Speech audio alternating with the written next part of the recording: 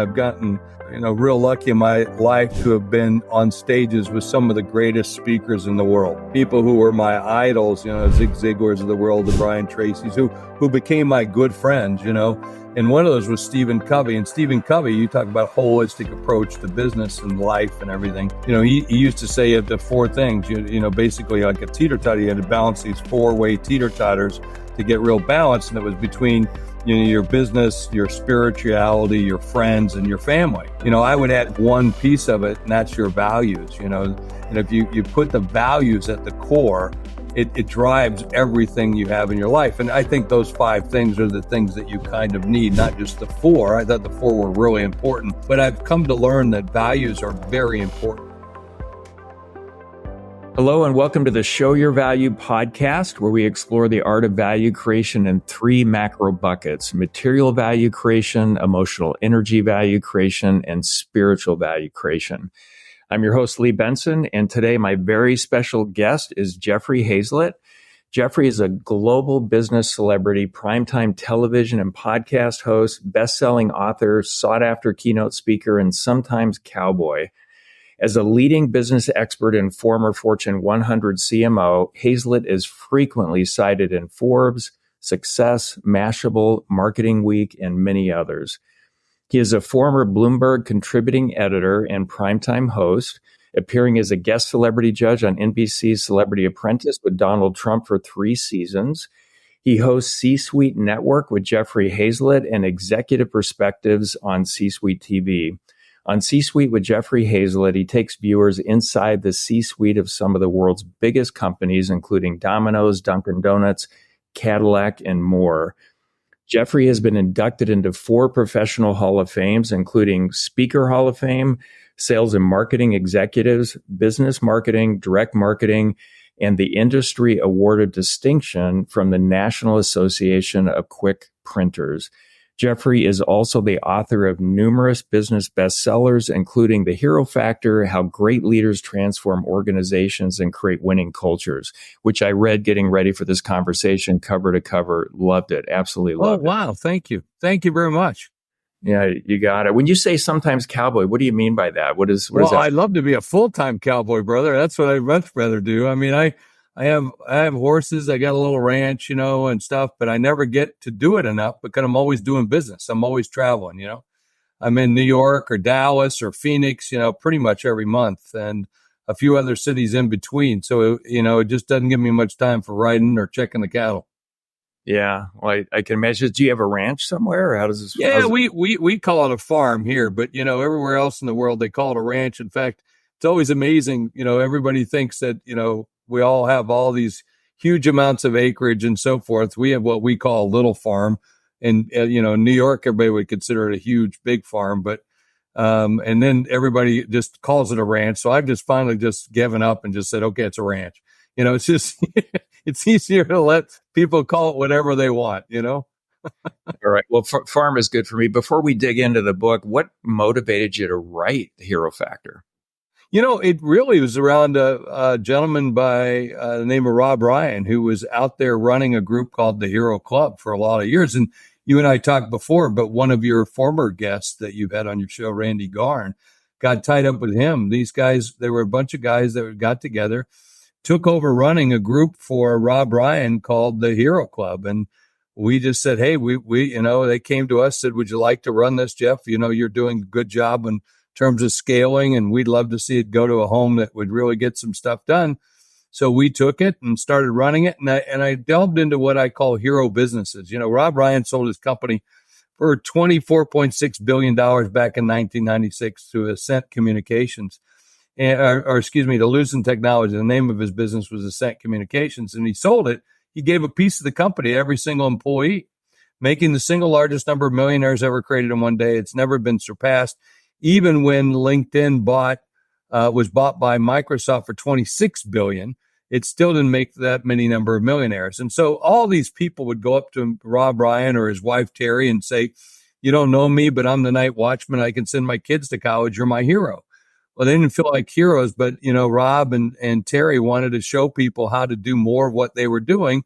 And that is lead with values. And we found out that companies that lead with values, they gross more money than their competitors. They make more money than their competitors. They have, happier employees, customers who are more engaged, and vendors who want to do business with them. And so when I started looking at the data and looking at what Rob had built and then what we could do with it and scaling, I said, oh, this makes so much sense. So let's go after these CEOs who are value-based, and we call them hero CEOs. They don't call themselves heroes because nobody wakes up and says, I can't wait to be a hero. But what they do is they decide to put people above profits. And as a result, as I said, they gross more, they net more. They're bigger than everybody else in their industry, and just really great people. And so that motivated me to write the book. And then, of course, I'm a marketer. So using that book is a great lead to find people, like yourself, who say, hey, I love the book. I was intrigued by it. It's who I am. And then as a result, that gives us a great lead generation for being a part of the Hero Club. Yeah. And with all of my companies, I'm on my 7th one. I've started from scratch, starting another one next month. It's not about the number. It's just doing things I think are cool that I want to do. But I've always made it about this holistic value creation. So the emotional energy piece, it's the X factor for leaders. The spiritual piece is connectedness with the team, how we support each other, and all of it. We always have made more money than our competitors, and we've always beaten them globally. Yeah. So it's hilarious to me that those that focus only on the bottom line, like you talk about in the book, if they did the other stuff, their bottom line would be bigger too. Totally. Another speaker, you mentioned I was Speaking Hall of Fame, and I've gotten, real lucky in my life to have been on stages with some of the greatest speakers in the world, people who were my idols, Zig Ziglars of the world, the Brian Tracy's, who became my good friends, and one of those was Stephen Covey. And Stephen Covey, you talk about holistic approach to business and life and everything. He used to say the 4 things, basically like a teeter-totter. You had to balance these 4-way teeter-totters to get real balance. And it was between, your business, your spirituality, your friends, and your family. I would add one piece of it, and that's your values, and if you put the values at the core, it drives everything you have in your life. And I think those 5 things are the things that you kind of need, not just the 4. I thought the 4 were really important. But I've come to learn that values are very important, especially, as we're heading into an AI world. There's a lot of good with AI and a lot of bad that's going to come with that, and we need to be thinking humans first. And then how can we start to put parameters or buffers? I was talking with somebody today on Kara Swisher's new book that she's got out, and she was talking about all these companies. Kara used to be at the Wall Street Journal. She's a tech reporter. You see her on MSNBC and a lot of other places. And, she's talking about companies who need to do good. I mean, here are all these wonderful Silicon Valley companies that made billions and billions and billions of dollars. Look at the billionaires we've created. But, it's about doing good things. We all need to do good things. And the problem with a lot of companies, not a few companies, let me say that, a few companies, because there's tens of millions of companies in just North America. And there's only a few bad ones that are out there, but is that they've got to put these bumpers, just like with AI, they have to put these bumpers around, and they need to be driven by values. Otherwise, they'll chase the money. They'll cut corners. They'll do things that they shouldn't do. And thank goodness that we do have a lot of people who are leading businesses with values, or we'd have some major issues, because people are people. Yeah, human nature is sort of what it is. Well, when I think about that, I think about net value. So you could put $1 billion to the bottom line, but maybe you took $5 billion out of the world because of how you actually did it. Yeah. Well, I love that. I love that analogy. I mean, how much do you need? There have been situations I've bought and sold over 250 companies in my career for about 25 billion. But again, how much do you need? How much is it that you need to put in your pocket, as opposed to, let's say you're in a situation, and I've been there, where you got to lay off 8,000 people. Well, that's people's lives you're messing with. Could you have cut some margins? Could you maybe taken less of a bonus that year? To put money back where it really makes a difference. And I think more of us are going to be judged on that in our final days than anything. And that's where we should be living, and we should live with those great values.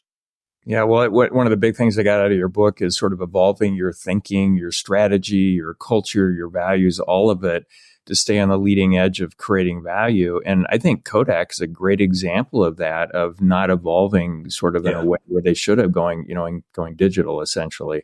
But talk about that a little bit. It's fascinating.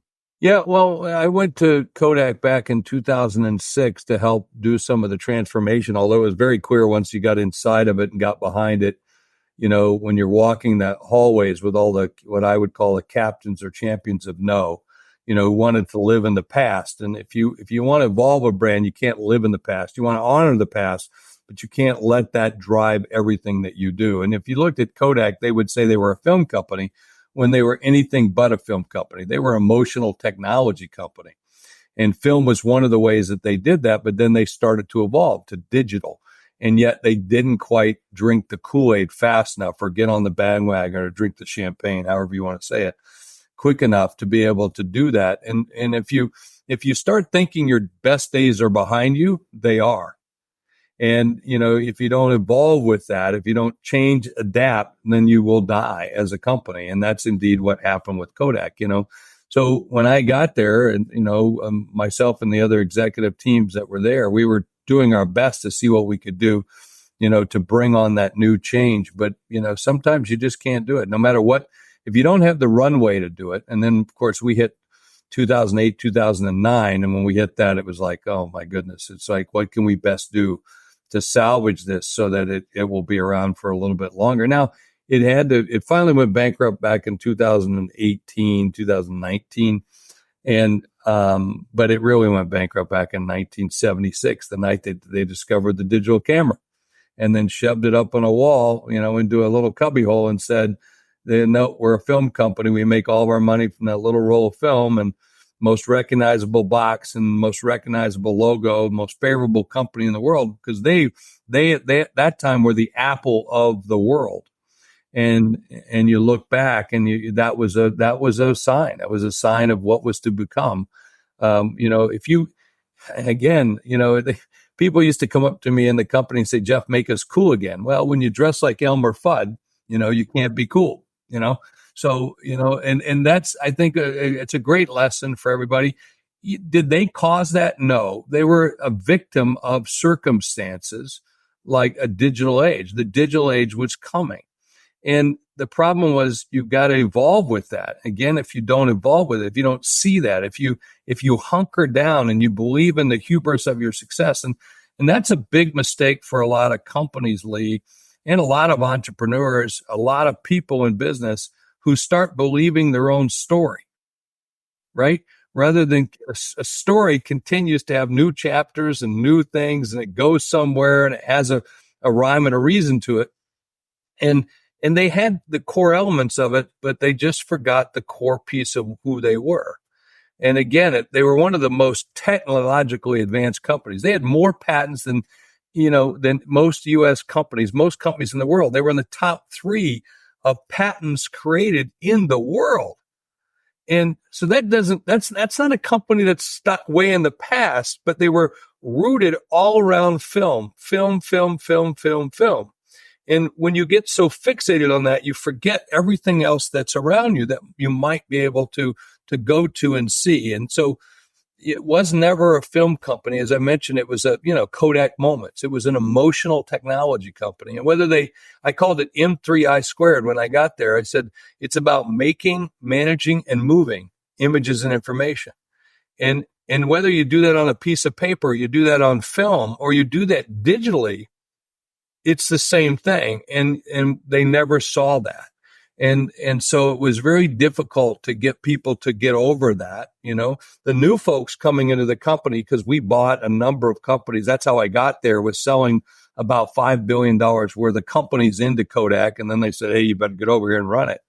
And so went inside, which I was just, pleased as punch to be in a company of that size, to be in a company with that much heritage, to be just a piece of it.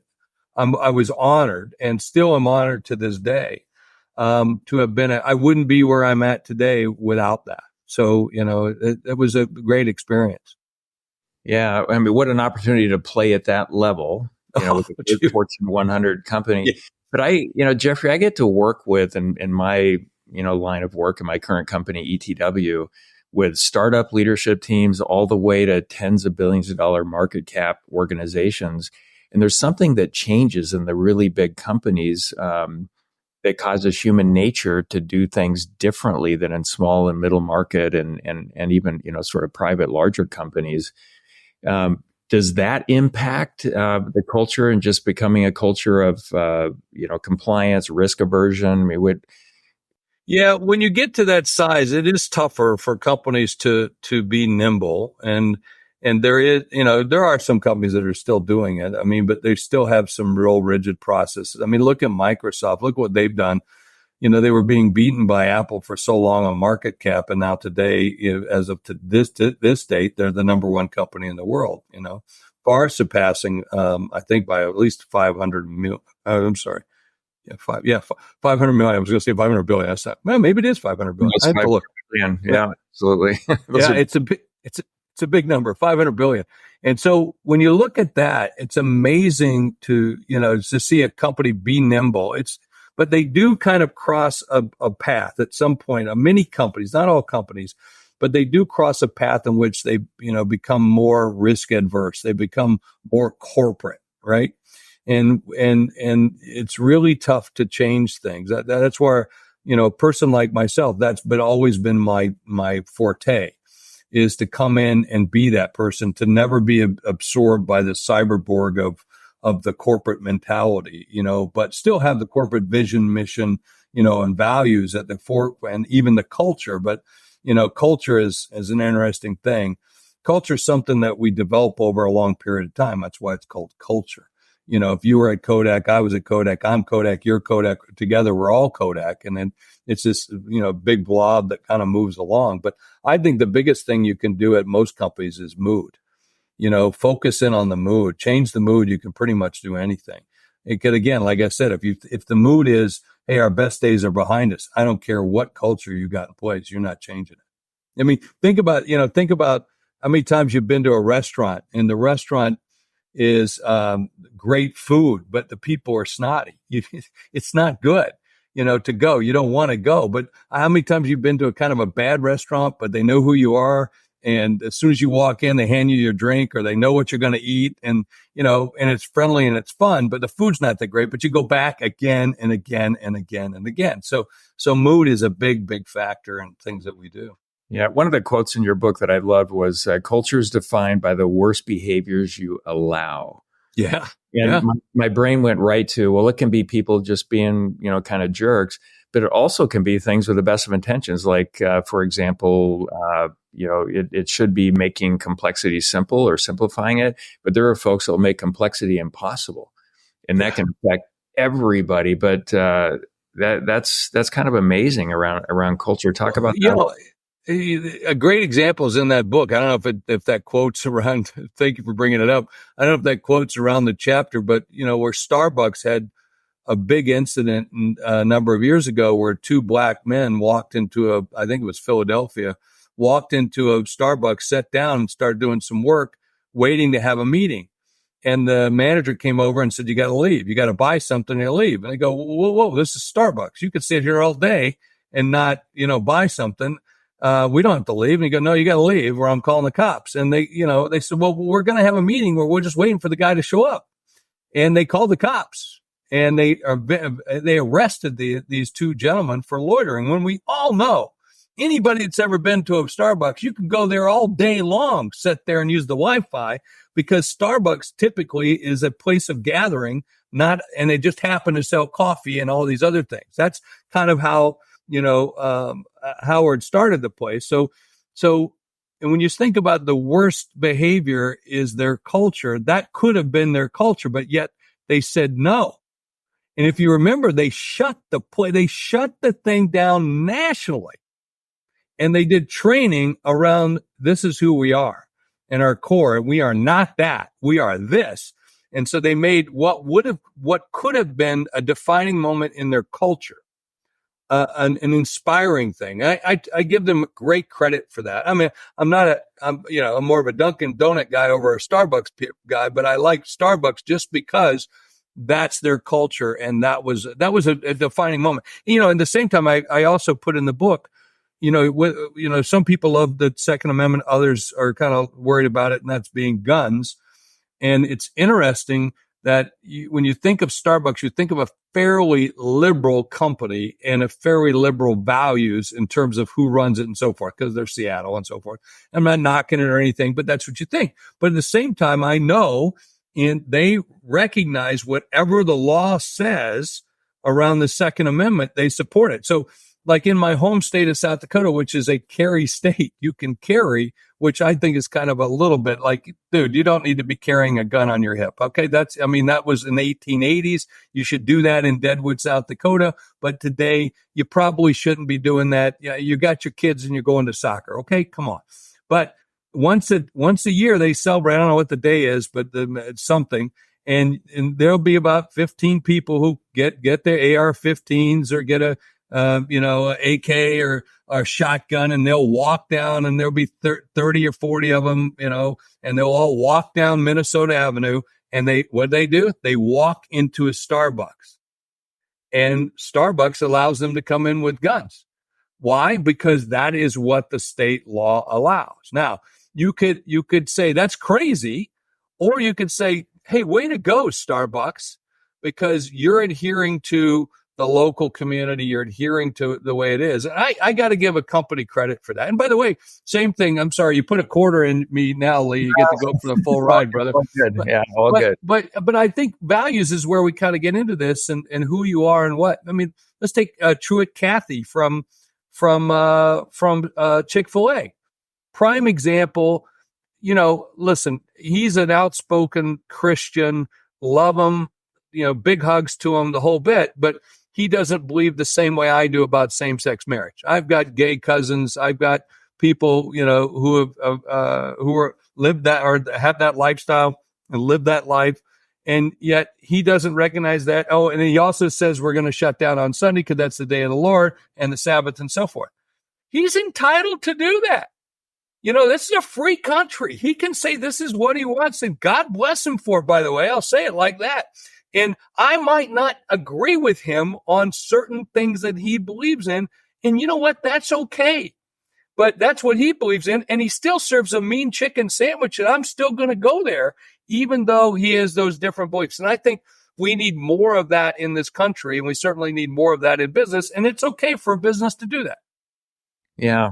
Well, I'm a big believer in sort of foundational rules of engagement from which everybody creates value. And I look at this country and the founding documents, the Constitution, separation of powers, all of that. And I think there's a lot of people trying to change it without even thinking an inch deep on what that really means, going. Yeah.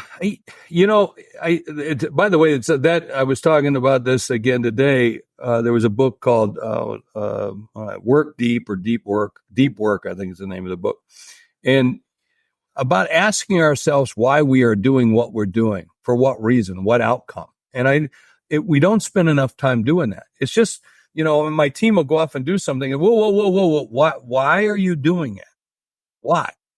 Well, they're just trying to check it off the list. No. I'm trying to make you think about what the outcome's supposed to be. And, could I have my third book, which is Think Big, Act Bigger. I have the first story is about called the Caitlin Rule, where a young woman come up and asked me a question she knew the answer to. Well, if I have to answer that question, what do I need you for? Right. So it's about getting people to think through those fundamental beliefs of what, So my son is the chief marketing officer for a company, Tyler Hayzlett, and probably the smartest CMO I've ever met. And not just because he's my kid, he's just a really very bright man and very talented. And he always says, what problem are we solving? Before we start anything, what problem are we solving? And I think that's a great way. In fact, I like to start meetings with that. Like, what's the purpose of this meeting? What are we trying to get out of it? Because I want to know that first before we get into it, because maybe we can solve it in 2 minutes and be done with it. And we don't need the hour that you've allocated because that's what the normal meeting is, Yeah. Yeah, and I look at all that and say, are we creating the value we were designed to create? What is that star? Are we doing our best work? Because it can go down rabbit holes, which are nuts. Hey, one of the things I just loved in the book and how you think about it, and I think it's the most caring thing we can do around people and how it impacts culture, which is kind of the topic we're on. Coach up, coach in, or coach out. Yeah. Like it was just perfect. Talk about that for our listeners. Well, you got to move, just like most sales, you got to move them up or you got to move them out. Same way. So that's what I think is very important for us to be able to do, is figure out what I call mutual conditions of satisfaction. What is it we're trying to do for each other, and how we want to make that work? So if I'm going to help you get you where you want to, you've got to help me. And then we have to be able to help others as part of it. And so, if you're not living up to that mutual condition of satisfaction, well, then get out, and not in a mean way. I mean, I remember one time I had to fire a manager who just wasn't making it. And I had to go to him and say, hey, look, and I owned a franchise at the time. And I went to him and said, this isn't working out. You're just not cut out for this. And he was very upset, extremely upset, even though I had given him opportunities up to that point to understand that. Well, fast forward a number of years later, I was back home in South Dakota, and I ran into somebody. They said, oh, I ran into so-and-so. And I said, ooh, and that was that gentleman who I'd let go a number of years ago. And I said, what did he have to say? And he goes, oh, he was so complimentary of you. I said, really? That's interesting. And he goes, what? He said, well, I learned from him. I was motivated by him and so forth and so on. I said, well, that's interesting because I had to fire him. So we should be striving to be very transparent in our interactions with each other. One, so it's not a surprise. Sometimes it does come as a surprise because sometimes we're just oblivious to what's going on. There's lots of times I'm oblivious to things my wife wants or needs or has done. Like, hey, when did we get that? Like 12 years ago, honey. We got that 12 years ago. You've been sleeping on it for 12 years. That's our bed. Like, what do I, so sometimes we're oblivious to things, but, if you're being, commutative in terms of being transparent and you're very clear about mutual conditions of satisfaction, I think that's one of the best things you can do. Yeah, there really should be no surprises. Shouldn't be. Every once in a while we get surprised, but usually it's by unreasonable expectations somewhere along the line or a different view of history, Or we just weren't even clear about the expectations. Yeah. I'll find myself sometimes saying, hey, give me that thing. Well, what's that thing? You got to be clear about what that is, Yeah, for sure. All right, before we go too far, describe hero leadership. Well, hero leadership truly is about living with your values and sticking to those values, just like we were talking about what Howard Schultz did. I mean, that was hero leadership without question. Howard's not trying to be a hero. Most CEOs that I know that are running companies are trying to be heroes, but they're doing hero acts. And that is, they're leading with great value. They're leading with very clear directive of what they want and how.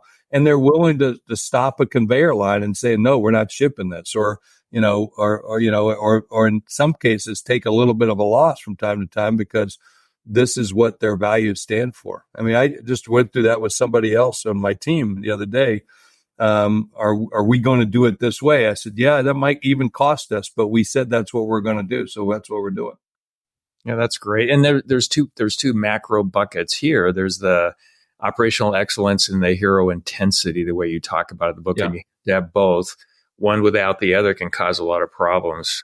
Yeah, you can have, in page 12, I know exactly where the page is on that book. And on page 12, I lay out what I call the grid chart that, in fact, I got a page here. I can show it right here for those that are watching. For those that are listening, you can look it up. It's on the internet. It's a fancy thing called internet, but I call it the hero factor, the scale. And it's just something we drew up and said on one side, there's operational excellence. On the other grid is hero intensities with, more values. And what you do is you find different types of companies. You can find a bottom layer. They've got high intensity on operational excellence, but yet they have little to no values, right? And that's important for us to know. So that's companies like GE. So they're way up there in that upper left-hand quote, and then you got zero, or what I call asshats. They have no values, and they have low intensity in terms of operational excellence. So we've seen companies like that. You've got good co's, you got wannabes, you've got what we call do-gooders. Do-gooders they have no operational excellency, but they have great values. And then you've got those hero companies that are really great operational excellence and great values. And that's the companies that you love to see. And we all know who they are, because every community's got them. And they're just great companies. They've been there for a while, or they're new, but they're doing great work. They're supporting the symphony. They lead the bike-a-thon. Employees are active. They're sponsoring the little league teams. They're doing all the right things, not because it's a good marketing decision, but because it's the right thing to do. And then at the same time, they're making money so that they can go and do those things. Now, you see companies like, say, maybe a Walmart or some of those other companies. Let's be clear. If they're sponsoring stuff, it's not because of their value. All right. It's because it's a good business decision. They got to do so much of that to look like they're community players. They're looking at what the minimum is. And I'm not trying to knock a Walmart. They've done it. They're the biggest employer in the United States, but they're doing it for different reasons. And I always think it's important for you to know what those reasons are. Yeah, I think there's a lot of business virtue signaling going on out there. Look how good we are, so you'll do business with us, but not really being that at all. I mean, I think those things should play a point in your decisions about, your own values, who you want to do business with. But, I'd much rather go to the best burger joint in the city. And as long as they've got some, they're a good company. They don't have to be the best at, values, but they've got to be, over the line. And, I'd much rather, look at things like that. Now, there are other times I'll go to a company and pay more money to do business with them because they are that good of a company. Yeah, it makes a lot of sense. Well, I love how you talk about those two giant pieces and how important they are. And I've run into a lot of leaders that talk about, they didn't get the results they wanted, and they say, nice guys or gals don't finish first. And no, you've got it going on there. You need to cultivate being able to execute this operational excellence. That's all it is. Just do the other part. And then you also said, and I think this was early in the book, doing well does not mean you're being a hero from a leadership standpoint. Yeah, correct. Yeah, you got to put the other pieces together. I mean, they're great soldiers every single day, but they're not all heroes, right? You got to go over and to be a hero, you got to be over and beyond. I'm not trying to compare people in business with people who are serving our military and sacrifice so much for our country. By all means, I don't need the cards and letters. Okay. So, but, to be a hero business leader, you got to go over and above. You got to be, I call them, right behind me is an actual painting here of what I call dog soldiers, Cheyenne dog soldiers. And they're a sect of society in the native tribes that used to lead the tribes when they left for the spring or the fall or summer campgrounds. They would lead, and then they would also guard the back of the tribe. In battle, they would pitch themselves to a stake and tie themselves to the ground so they would never retreat. When people were hungry, they would feed everybody else before they ate. I mean, all of these different things that they could do. Those are that's the ones you want to celebrate. And I want business leaders who are like that too. And if you can find those, it's amazing to be able to do it. By the way, when I do find those, I give every one of them a handmade arrow. I have them here in my office, but a handmade arrow to signify that they're dog soldiers, just like those great warriors. Well, that's so cool. I've said for a really long time, anybody that creates a job is a hero of mine. Just one more person that can support their families and all of that. And, you also talked in the book about examples of folks saying, hey, millionaires just take advantage of everybody else. They need to pay their fair share and all of it. And it's like, oh my gosh, for the very few that actually become millionaires and all the jobs they created, so people can support their families. Where do you think that comes from? Or is it just weaponizing communication from political leaders, to make that stuff? It's amazing that like I don't think it was in that book, but it was in one of my books. I can't remember which one it was, but where one day we're watching the news or something, and my father-in-law, who's a wonderful man, farmer rancher, and he said, those fat cats got it coming. He was talking about a tax increase on fat cats. People were, earning $1 million or more. And I turned to him and said, Bob, who do you think those fat cats are? I said, I'm one of those fat cats. And by the way, I pay more taxes than you do. He goes, no, you don't. If you're one of those fat cats, you're not. I said, yeah, 50% of everything that I make goes to taxes. And then I got to make more just to pay more taxes so I can keep more. Now, I do know there are bad cats out there who don't pay taxes, and so forth and so on, who get out of all that stuff, but that ain't me. I can look in the mirror every day and say, I paid my fair share and then some. I said, and I'm glad to do that, because the alternative is I'm not. But don't paint me with that brush. And so I think it's important for us to, we should celebrate in this country those people who do what we do, because it was on the backs of free enterprise that this country was made, and quite frankly, is our secret weapon. We talk about freedom, but a lot of countries are free today. Okay. I don't want to, take anything away, because we were one of the, we were early into that. But nonetheless, our greatest weapon has not been our military and food.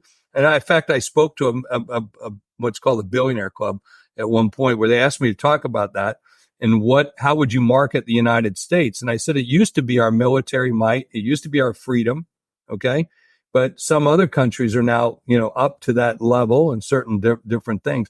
I said, the one thing that we have over everybody is our free enterprise system, and the way in which we are looked at as a safe haven for put your money in, a safe haven for us to invest in, a good place to invest, a good place to buy products from, and certainly innovation in terms of, invention.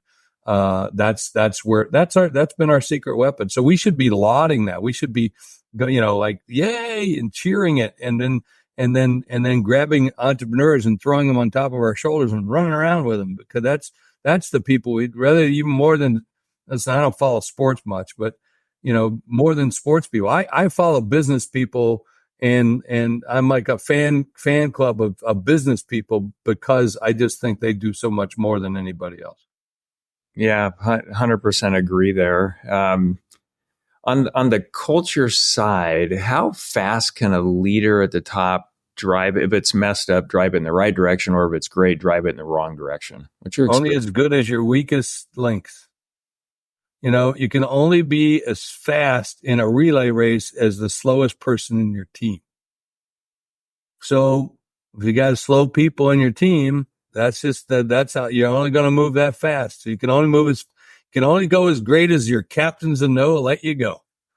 And I mean, you can shove stuff through sometimes with sheer force, but it will snap back like a rubber band.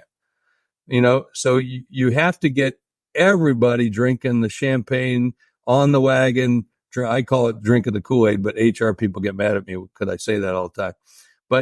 But in essence, that's what it is. You got to get people to pass that test, and everybody's got to be on board with it, and everybody's got to be at the same level, or it just doesn't happen. Just doesn't happen. So I guess at one point, super important to assess the culture you have and what's going on, so you can design the change, or you can blow it up with efforts. That's what you're saying? And then make champions inside the company, ambassadors of your culture, and you empower those people and you get them to do it. I used to run around when I got to Kodak. They had changed the logo a couple years before I got there, but everywhere I went, they would it was the old logo. And I'm going like, what the heck? We're Kodak. Why can't we change this stuff? We're a printing company. We can print new stuff. And they said, well, we're trying to save money. I said, wait a second. We're Kodak. We're all about photographs and imaging and all of this stuff. And so I went around with a pair of scissors threatening to cut everybody's name badge that I saw that had an old logo on it, because everybody had a logo. And pretty soon everybody started printing out labels and resticking them over, because I said, let's redo the name badges. And they were like $20 a name badge. So everybody was like saying, no, we can't afford that. I said, okay, I'm kind of with that, but we can print out labels and give everybody labels and at least cover that up and make it look nicer. And so but the team started doing that themselves. And to me, that was like creating new ambassadors of people who were drinking the Kool-Aid and got it.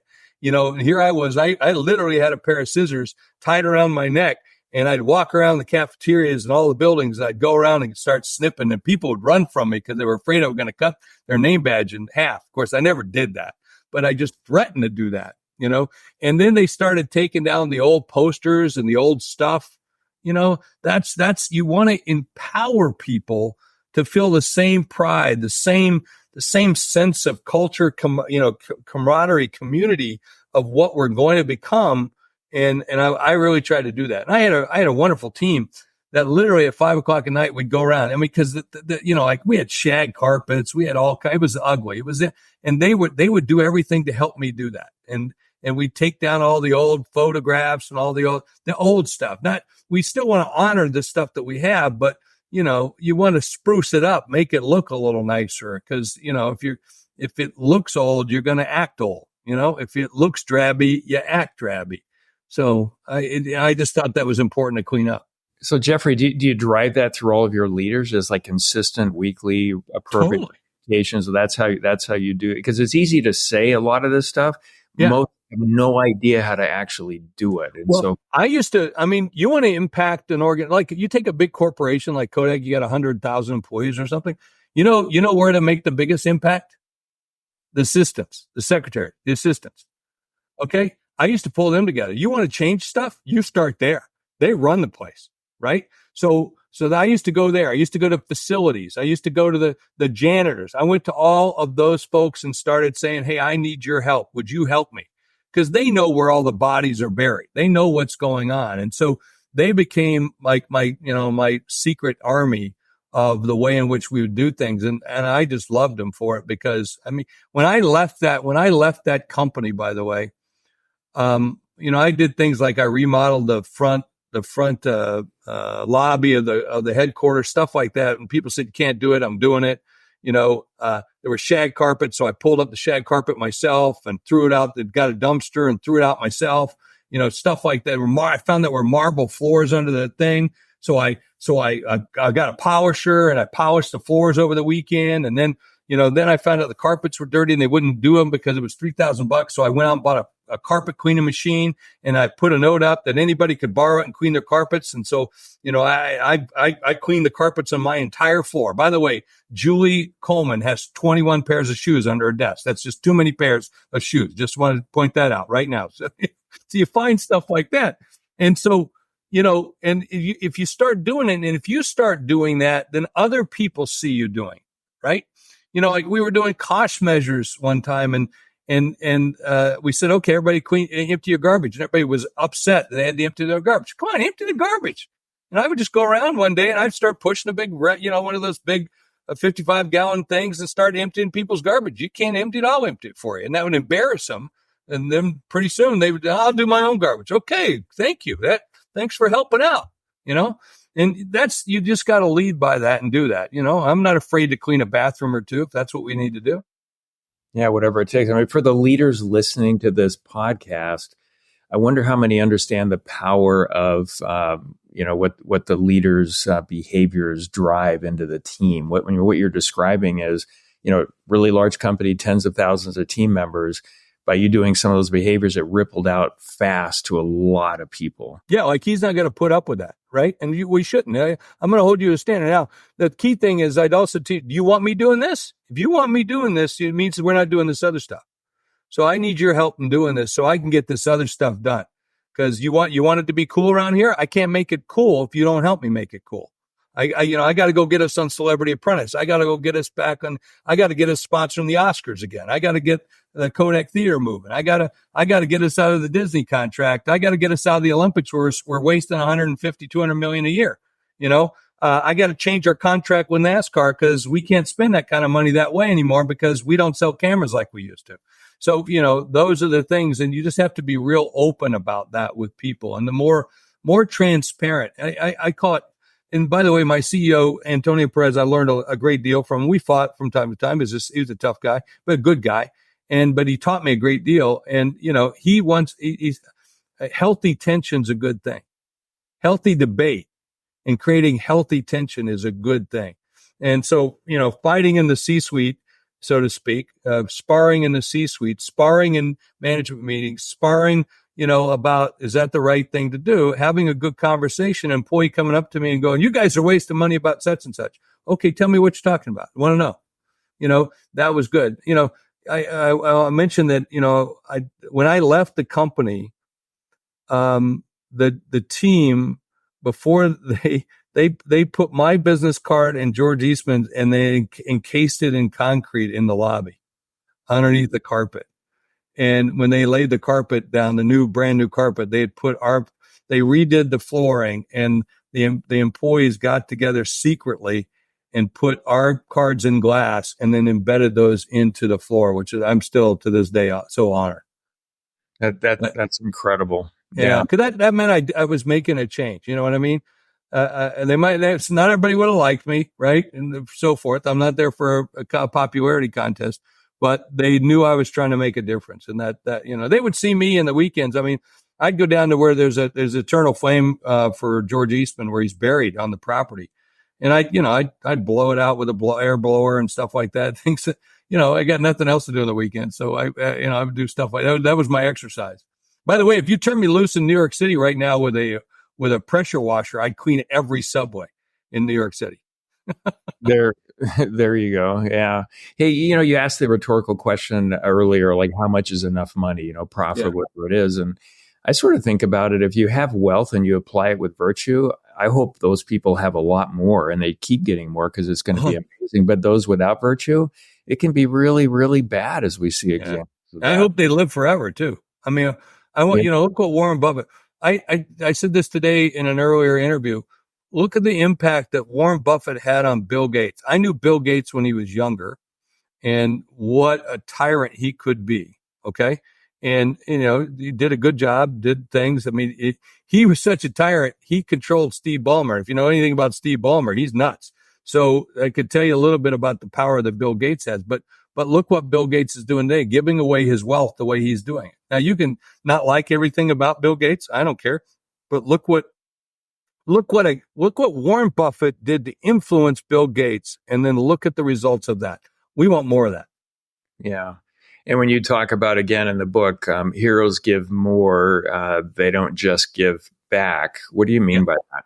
Well, they're giving of their time. You see them giving of their time. They're trying to pass it on. They're trying to, instill values into other people, just like I think like grandparents do, right? Like I did as good as I could with my kids, but I'm doing a better job with my grandkids, right? That's just what you learn as you get a little bit older, a little bit more experience, and you become more ingrained in what's important in your life. Somebody asked me today, what do you want to have on your, what do you want people to say with you? I just want them to say I'm a good grandfather. To me, that's the thing. What is it that it's not about my business. It's not about these, about the values, about the things that I think are important to me. And those are important. Yeah. I mean, giving effectively, like really making a difference. I see a lot of folks that give to charities, and my experience, unfortunately, most nonprofits seem to be in business to make their payroll, not really have the impact that they were set up to create. Any advice for folks on how they give to really make a difference and not just sort of feel good about themselves? Well, talk about mutual condition of satisfaction. Don't give unless you know what it is you're trying to drive is going to get done. So don't give, or, make it a different way. So make sure that it matches the way in which you want that money to be received. Money is a great motivator. So motivate. Yeah. That's really good advice. We're starting to run a little bit low on time, but there's two things I wanted to cover. Marketing, you've got amazing insights there, and your background's incredible. And then AI and how that can be used for good in the world. Yeah. So let's start with marketing. There's so much going on. It's all this white noise, and I just think there's tens of billions being wasted. Yeah. What's the best way to think about that? I get back to the thing, what I said earlier, what problem are we solving? I think that's the biggest. I think you should spend more time on that and understanding your avatar, understanding who you're trying to sell to. And most businesses don't spend enough time on that. And I won't spend $1 or do a thing until I understand what it is I want people to do. What's my call to action? What do I want to have them do? How do I get them to do it? How do I capture the behavior to get them to do it? Because I don't want to change the behavior. I want to capture it, because if I can capture it, it's a lot easier than changing. because it's almost dang near impossible. Think about trying to get somebody off of cigarettes or somebody off of alcohol. It's hard to change behavior. So I want to capture behavior, and I want to solve a problem that leads to great value. So that's the biggest piece that I would tell most marketers that you should be spending your time on. And I spend 3/4 of my time around that and the 1/4 on execution campaigns, whereas most people do the opposite of that.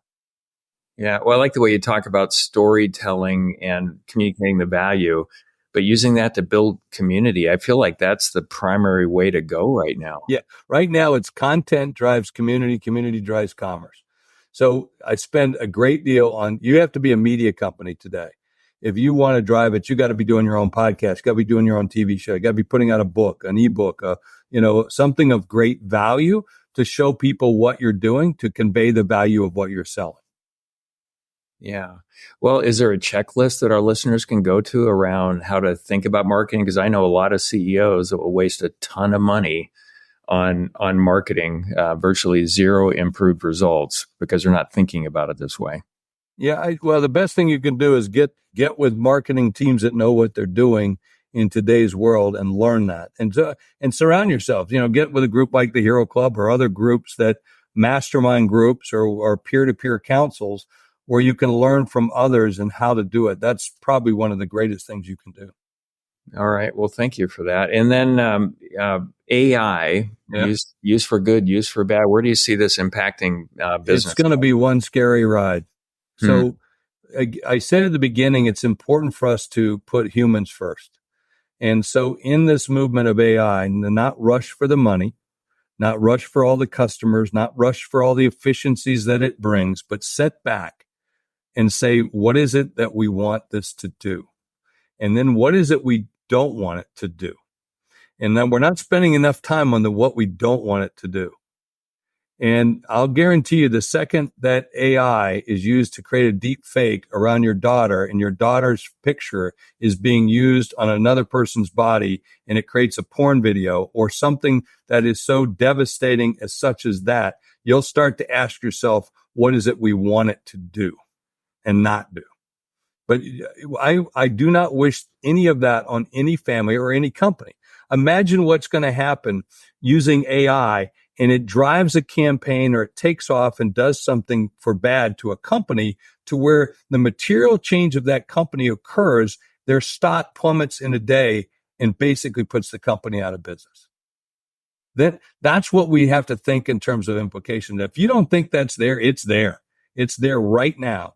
And we should be spending more time around the parameters of what it is we want it to do and what we don't want it to do before we go and do it. And yet right now we're more about going and doing it and reaping some of the rewards and getting rich and everything else, when we should be saying, whoa. Is this what we want? And I'm not saying that it's all bad, because it's not. There's going to be great things that come out of it, but there's also going to be some bad things, and we have to put some parameters around that. That's why, again, getting back to this question around values and the whole thing that we started at the beginning, it's implementing values first. And then by putting values first, we become human first, and then we get the things that we want. And I think I think it's a big thing that we have to be preaching, and everybody needs to stand up and own a piece of it. Yeah. Yeah. Critical thinking is super important to me. I've finally gotten to a place where I have a hard time believing anything when I first see it. There was a great article that came out yesterday in the USA Today around how to recognize, fake AI. And a lot of great hints around it. I sent it to my entire team saying, please read this. It's not just about, do the lines line up in the backgrounds and those kind of things. The first thing you have to do is question the piece of information. If you only see it once and not everywhere else, it's probably fake, right? As opposed to today, there was an earthquake that occurred in New York. What do you mean? In New York, there was an earthquake in New York? When was the last time you heard about that? Well, there was. But you want to make sure when you open up the thing and search for an earthquake in New York, you see 20 other things that are across that bar saying, yes, there was one. 4.8, 4.8, 4.8. And that's where you want to make sure that it's real. Yeah, you're going to it's going to be tough, my friend. I'm in the media business, and you can I can create an avatar using me, feed a script, and I'll never have to walk into a newsroom again. And I can do that in 35 languages. But do I want that? Will it give the same tone and tonality? Will it allow me to be free other than scripted? Can I control that, or does this copywriter control that? I mean, all of these things that I think we have to ask ourselves. I'm making those decisions now. No, I'm not going to do that. But again, I don't think everybody else will.